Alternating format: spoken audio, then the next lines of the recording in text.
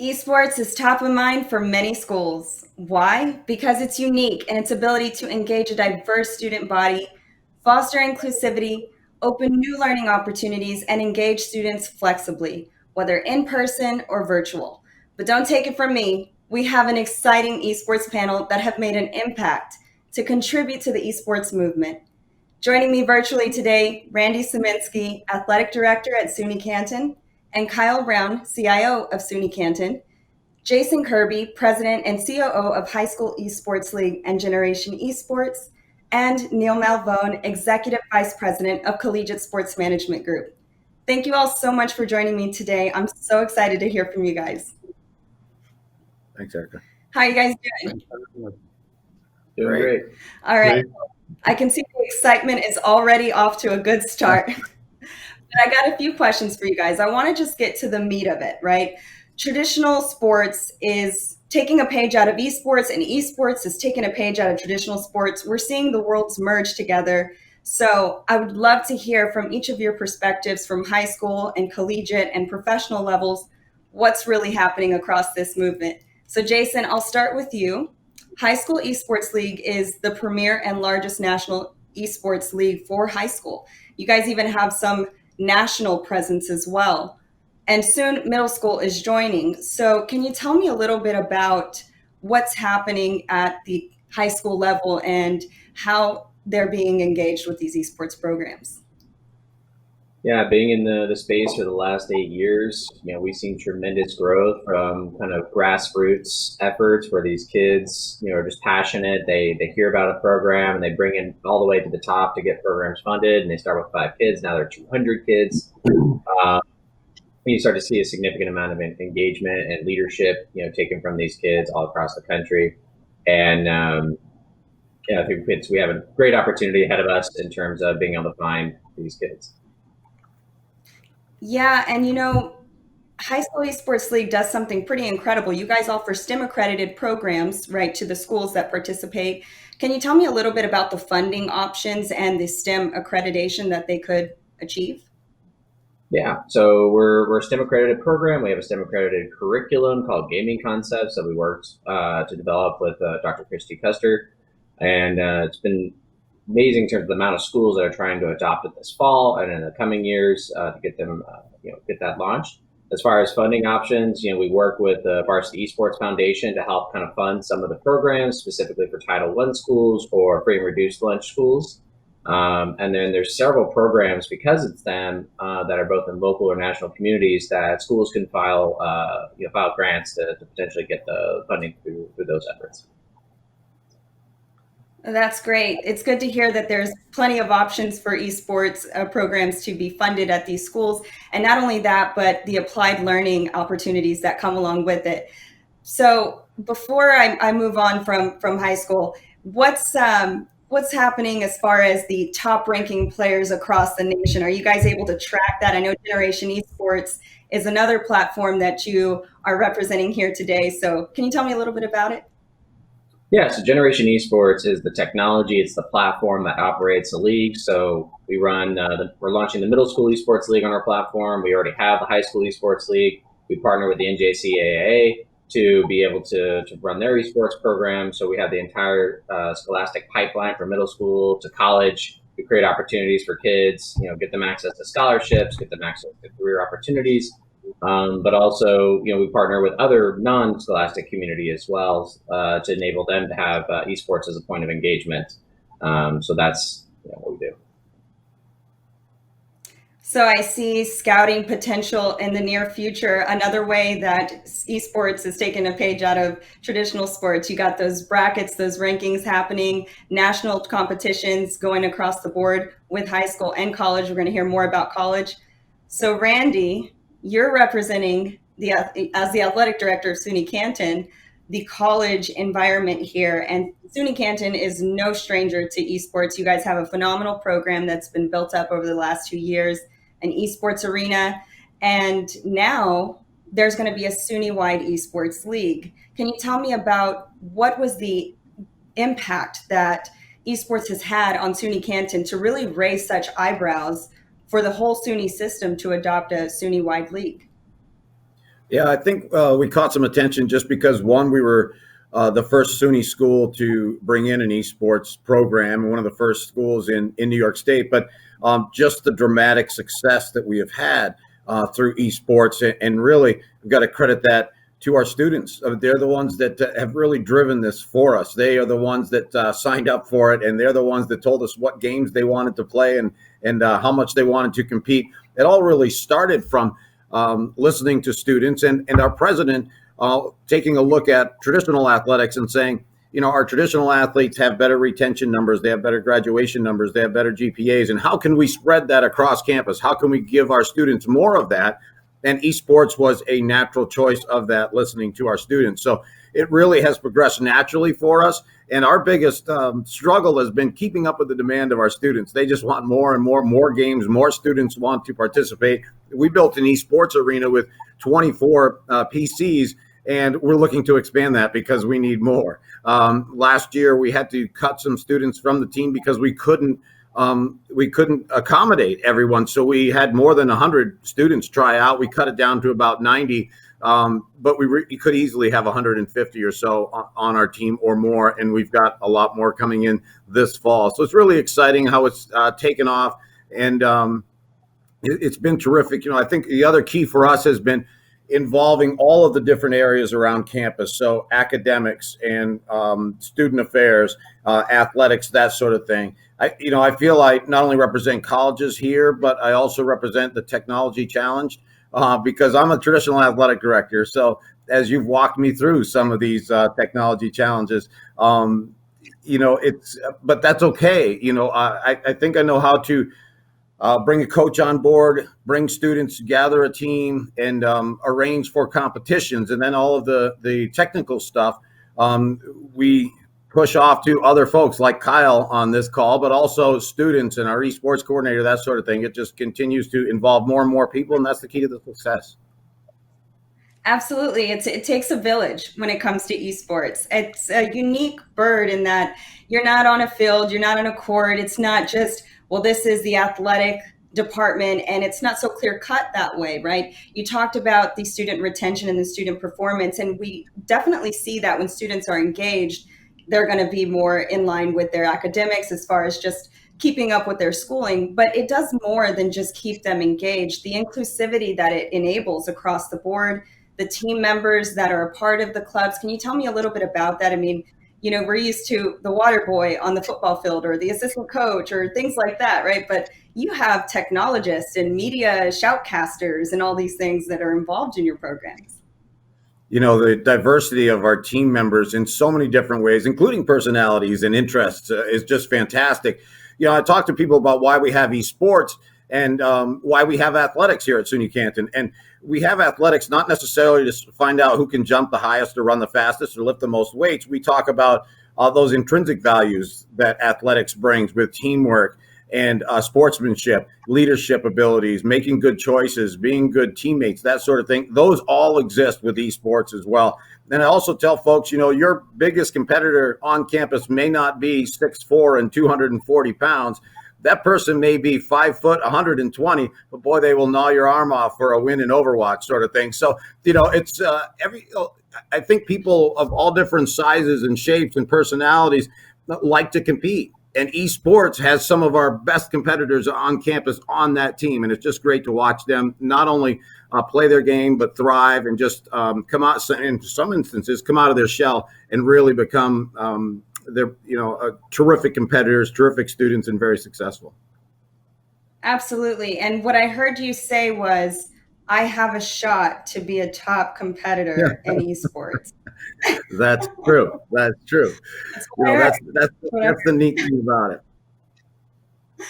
Well, thank you so much for your insights on all of that. I've loved interviewing all the students at SUNY Canton, and I definitely see how it benefits them and improves their confidence and excites them about what they're learning when they can tie it to the hands-on training and skills that they're gaining from being involved with the esports program. It's clear that even from the chancellor's office down at SUNY, they have seen it as well, because I'm really excited to see the SUNY-wide Esports League kick off and a lot more students to come and play, a lot more opportunities to recruit and scout from HSCL's league and weave them into the collegiate space.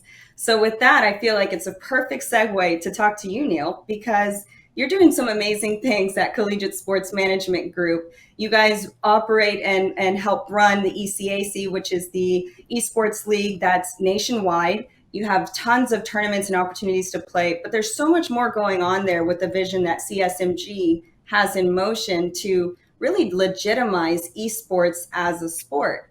Can you tell us a little bit about what that vision is? Sure. Thanks, Erica. And thank you for having me on this panel today with all of these distinguished people. I feel a little bit out of place, but I'll do my best to keep up. The question about legitimacy of esports as a sport at CSMG, my partners, Michael Schreck and Ray Katz, we decided to take our experiences from traditional sports and bring that to esports. And I think the easiest way to legitimize anything is to follow a path that's already been there. And that's what we decided to do with esports. We're familiar in traditional sports with competitions and seasons and championships. And so at CSMG, we wanted to do the same thing. So we partnered with the two biggest governing bodies in collegiate sports. The ECAC, as you mentioned, which is a governing body for four-year colleges and institutions, and the NJCAA, which is the governing body for two-year colleges. And with those partnerships, we now have created these esport leagues within the college system. And that's where the legitimacy comes from. We now have, through our partnerships, we have a system in place now where there are seasons, a fall season and a spring season, similar to traditional sports. In those different seasons, there are different titles being played. So if you wanted to play Overwatch, that'll be in the fall, League of Legends in the spring, so that there is a consistency to what you see. And then what we've done, which I think is very unique, is that we've created championships. The ECAC hosts a championship event, a live event every year. COVID notwithstanding, we would have had one in April this year in Albany called HV GamerCon, where the schools come, they compete, and a national champion is awarded and declared. Same thing at the NJCAA. We have this championship model in place. And for sport fans, traditional sport fans, when they see that type of system, they see that esports can be a legitimate sport because we're following what's already happened. I love everything you just described. You even broke it down to me, and I've talked to you several times, spoken to all of you several times, and I feel like each time I learned something new. And it's a lot of people just trying to wrap their head around esports. How do they embed that into their athletic, traditional sports options for the students? And when it's formatted and structured so fundamentally differently than other sports, right? You have, for the NFL, let's say, for example, or in high school, you have Friday night lights. Those nights are football nights. In the NFL, Sunday's football night, sometimes Monday, sometimes Thursday, but that's it. When those games are going to play, when at each level, high school, college, or pro, what days they're designated for. But esports is different, right? You can have multiple games at a single time all across the world. And that's very difficult to understand. How do we weave this into the programs we already have within athletics and the way that they're structured? What you just talked about just reminded me of baseball season versus basketball season versus football season. They're designated for those times, and you're breaking out the games into those kind of season formats so that it becomes easier and more consistent for spectators to eventually join the fun, the movement, and start to cheer on their esports team just like they cheer on their football team, right? And I think that's really exciting. Yeah, and so we tried to do the same thing. We've partnered with HSCL and Jason's team with the NJCAA for, again, that type of purpose. So Monday night could be our Rocket League night, and Tuesday night might be our Overwatch night, so that, again, those people, those fans that want to follow will know Monday night is dedicated to this title and Tuesday to something else. Because, again, that's what traditional sports feels. You talk about international sports. Esports is international. So you have the same concept. Premier League plays on Saturday. Serie A plays on Sunday. There's a consistency, there's a familiarity, and so we wanted to do that with esports. The other nice thing about our partnership with HSCL that again models that traditional sports system is this pipeline from high school to college. And what we've created in that relationship is, the opportunity for the college esport programs, the coaches, the ADs, to now be able to see and watch the high school players almost in a recruiting sense. So whether it's a showcase tournament or an invitational, now you have an opportunity to recruit in the same way that you did in traditional college sports. And what we've done with our governing bodies, which I think differentiates us from everyone else, is we don't have any amateurism issues. So the gamer who likes to have a Twitch account and make some money, or the gamer who likes to compete in tournaments to win cash prizes, we don't have those issues where they cannot do that. So it doesn't impede recruitment, and it also doesn't impede their participation at the college level. So when you bring all those things together, that's where I think you legitimize esports. And quite frankly, programs like SUNY Canton have done such a great job, 90 students trying out for their program. That says a lot. And quite frankly, SUNY Canton is ahead of the curve, but eventually all the programs are going to have 80, 90, 100 kids trying out, because then you throw in the academic side of things. Where I teach at Caldwell University, we have an esports business management program. I developed the curriculum for that. So now we're not only attracting them on the competitive side, we're offering them an opportunity to be educated so they can work in the industry as well. And I think when you tie all that together, esports is legitimate now. All we're doing as a group here is we're just making it more legitimate.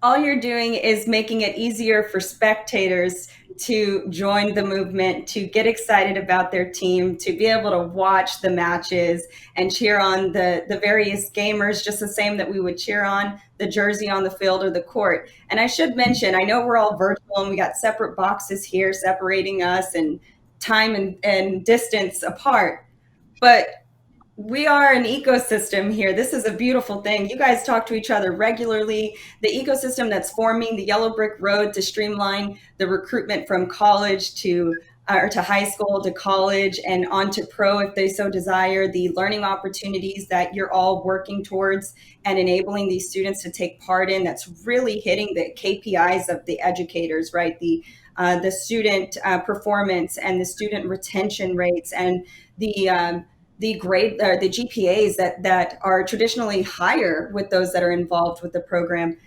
This is not a single effort. This is a joint effort. You guys are working together all of the time to make sure that these organizing bodies are streamlining all of these things that are happening. So I feel like we should acknowledge that. Yeah, it feels a little distant. Virtual is weird, we know, but it's community here, and we're making it happen virtually even still. Kyle, I feel like I'm leaving you out a little bit, and I apologize, but I definitely want to tee you up. I'm going to pass the ball now to you. So we talked about it. Matches aren't played on a court or a field. You can't go sit on some bleachers and go to the concession stands and eat a heart attack in a bowl to watch it like we normally do. Well, you can, right? But just not on the bleachers. Technology is a core pillar of esports, right? It's happening digitally. These matches require internet connectivity. What is the technology behind esports? Well, that's the greatest thing about esports is the low entry cost, for anyone who wants to get involved. It could be a student at home in their apartment or their bedroom, with their own personal PC that they're playing against people across the country and across the world, with their standard broadband internet connection. And we saw a lot of that during COVID as campuses shut down, and esports really took off in popularity. On the opposite side of that is the competitive gaming arenas, which SUNY Canton has built. And the foundation of any competitive area for gaming is going to be the network. Resiliency, low latency are key, as well as your visibility into the network and the gaming environment. So in our environment, we've actually started taking that to the extreme. So we have dual network cards for redundancy, back to dual switch stacks for redundancy, and home run right out to the edge of our network.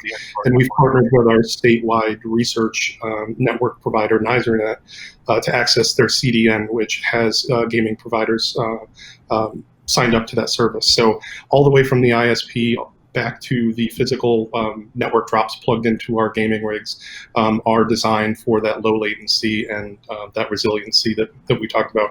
And it's key in a game where if you disconnect for 30 seconds, your team loses. You just have to provide that service in a competitive environment. Absolutely. Esports etiquette. I never forgot that lesson when I learned it from one of the students at SUNY Canton. He said, when I asked, what does esports etiquette mean? Is it even a thing? He said, oh yeah. And one of them is, don't be that guy who loses connection to the game, because you impact it not only for yourself, but you disappear from the game, right? You're not connected. You're not on the mat in the match. And it impacts the other players that are playing against them, and also spectators that are watching the game happen. It disrupts the flow. And so it's all about the experience. And the network is you can think of the network as basically the field of esports. It's fundamental. And I think a lot of schools that are looking at their esports programs, maybe it's athletic led like it was with Randy, and then he brought you in, or maybe it's led by the STEM departments within education that realize there's a lot of tie-ins to esports with the STEM programs. So what was it like? At what point, Randy, did you realize I need to loop in Kyle here because I think I need some IT support here?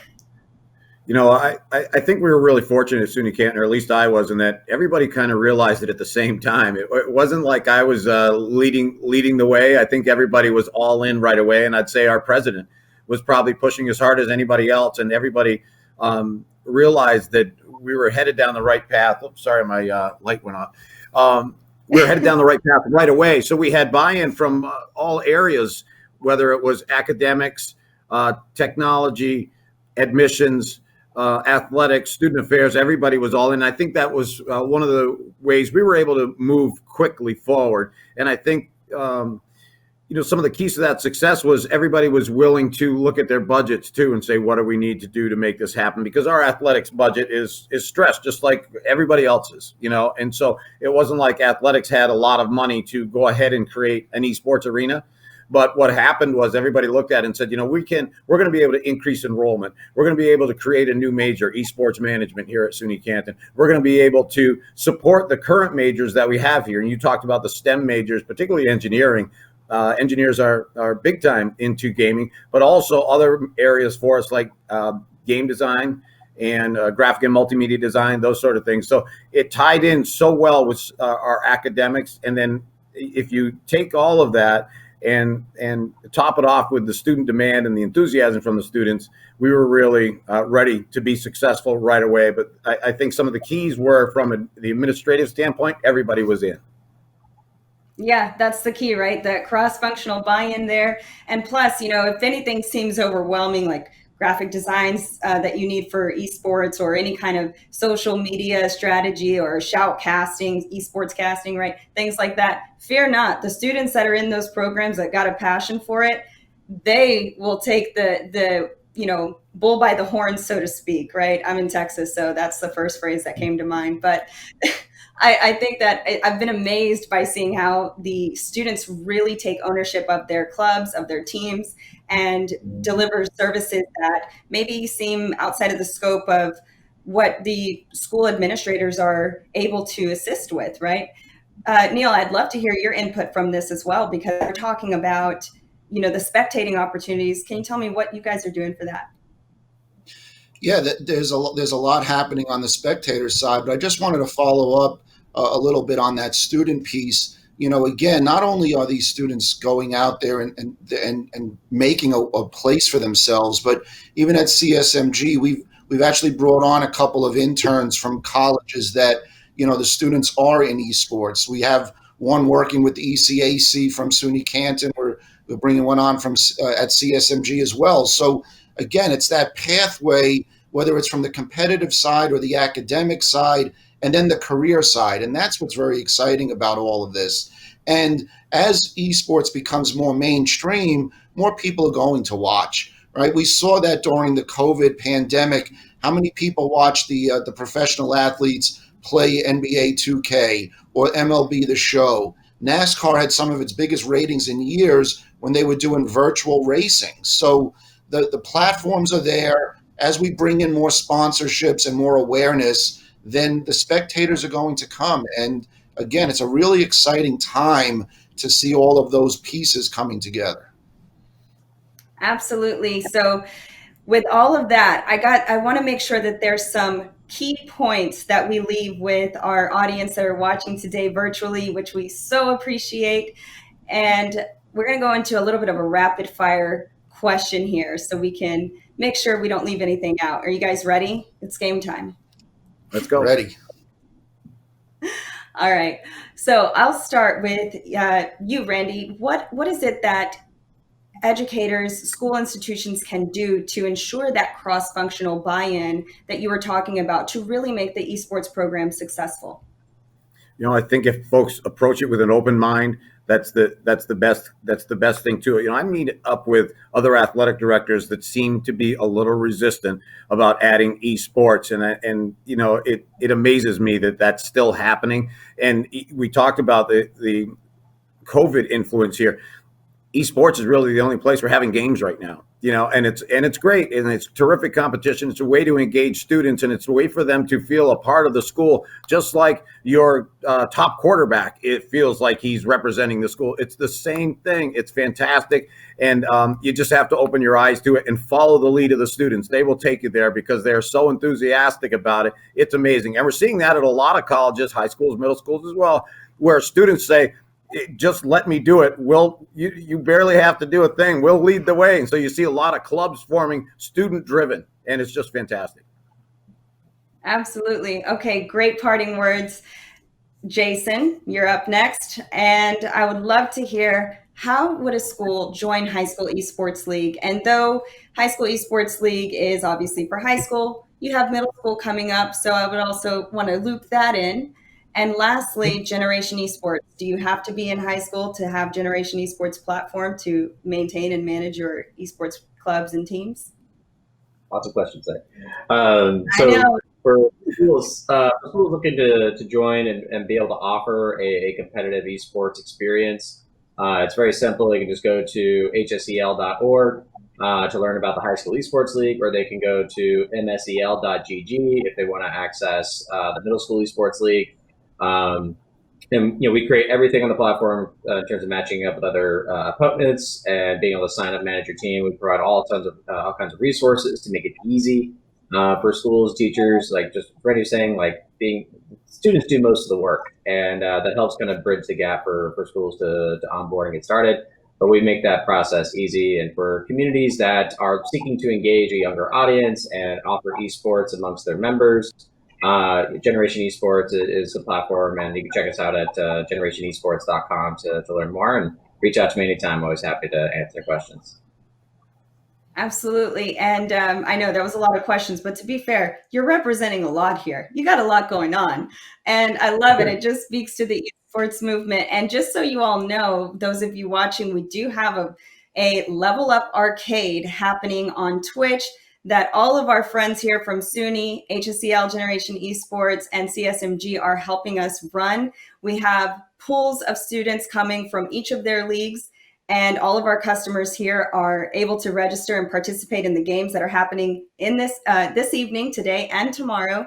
But I got to tell you, Jason, we wouldn't have been able to easily pull this off without Generation Esports platform, because a lot of those things would have been manual, the queuing system to put players in a game, all of that stuff, the ranking, the brackets, not something to overlook. That would have been a nightmare without it. So thank you so much for being able to offer that for us in this virtual arcade. Appreciate it.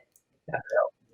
All right, guys. Well, we only got about 30 seconds left, and I want to make sure that we finish this strong. So I think that's all the time we have for today. Unfortunately, there's so much more coming on esports. Thank you all once again for joining us. Valuable insights and information on the esports movement.